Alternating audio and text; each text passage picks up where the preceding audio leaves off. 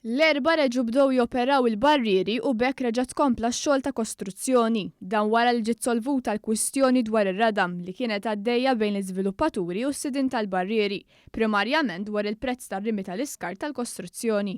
It-tlieta filgħaxija ntlaħaq ftehim bejn il-Gvern u l-Awtorità għall-Ambjent u r-Riżorsi u l-Assoċjazzjoni Maltija tal-Iżviluppaturi sabiex tiġi solvuta din il-kwistjoni.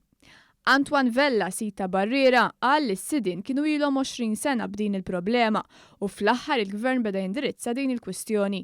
Huwa faħħar it-tnaqqis fit-taxxa hekk kif sidin ta' barrieri se jiġu ntaxxati biss 5% bil-kundizzjoni li jilqu materjal bi 12 euro kull tunnellata. Tnaqqis fit-taxxa ħataffettwana tajjeb ovvjament kemm lilna u kemm lill-iżviluppaturi u lil min irid jagħmel anki xogħol żgħir id-dar għax ir-rata kienet telat ammont sostanzjali, ħajgawdi minna kulħadd.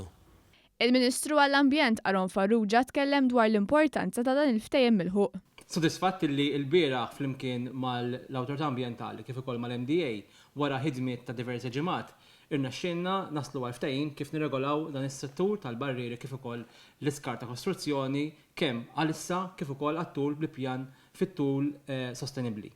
Dan minnieħ permezz ta' ftehim illi issa il-prezz illi se jilqgħu il-barrieri se jkun bi 12 euro kull tunnellata u dan se jkun allura roħs ta' 3 euro għal kull tunnellata illi il-prezz kien qed jiċċarġa fi żmien illi għadda. Il-Ministru għall-Ambjent Aron Farrugia rrimarka li l-Gvern tiddaħħal miżur oħra li meta jinħareġ avviż tal-bidu tax-xogħlijiet irid ikun identifikat is-sit ta' fejn se jintrema l-iskart mill-iżviluppatur.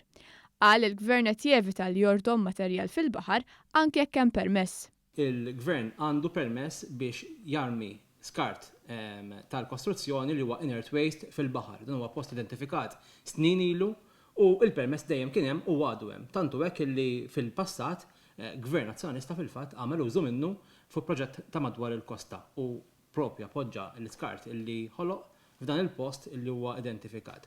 Fil-waqt li l-Gvern jirrikonoxxi li dan il-permess għadu hemmhekk u hija option fuq il-mejda, aħna ħdimna biex dan evitaw u mmorru lejn il-barrieri kif il-poplu Malti jistenna.